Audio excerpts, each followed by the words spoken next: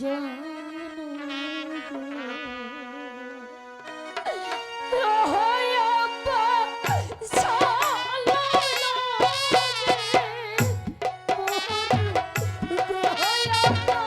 গো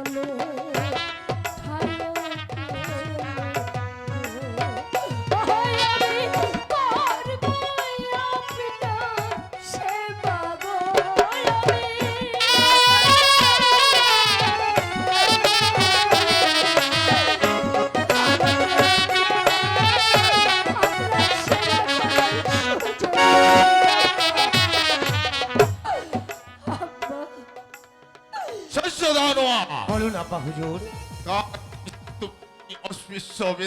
বেদের মেয়েকে বিয়ে করেছো? আমি আপনার আদেশেই। কবে, কোন দিন তোমাকে? যেদিন আপনার একমাত্র সন্তানকে সাপে কেটেছিল সেদিন আপনি এই বেদ কন্যার কাছে করজোড়ে মিনতি করে বলেছিলেন, আমার একমাত্র সন্তানকে যদি ভালো করতে পারো আমার কাছে যা চাইবে আমি তোমাকে আশাতীত পুরস্কার দিয়ে এই রাজে দরবার থেকে বিদায় করব।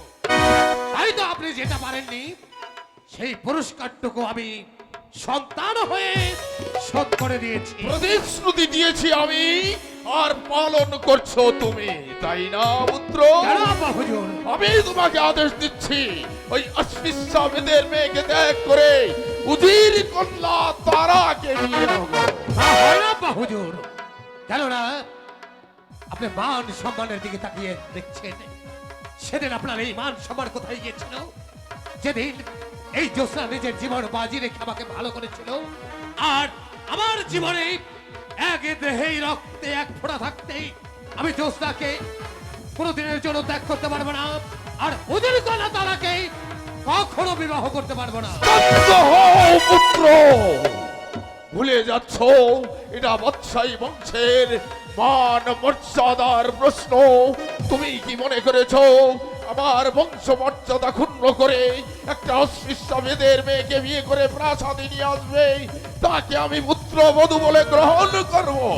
আপনি শুধু আপনার মান সম্মানের দিকে তাকিয়ে আছেন। বেশ, আপনি আপনার মান সম্মানে থাকুন। এই মুহূর্তেই জোসনাকে সঙ্গে করে আজীবন না হয় বেদ মহলে কাটে দেব, তবু জোসনাকে আমি কোনোদিন ভুলতে পারবো না। বঙ্গরাজের দরবার থেকে বেরিয়ে যেতে হলে বঙ্গরাজের অনুমতি নিতে হয়, সেটাও তুমি ভুলে গেছো পুত্র।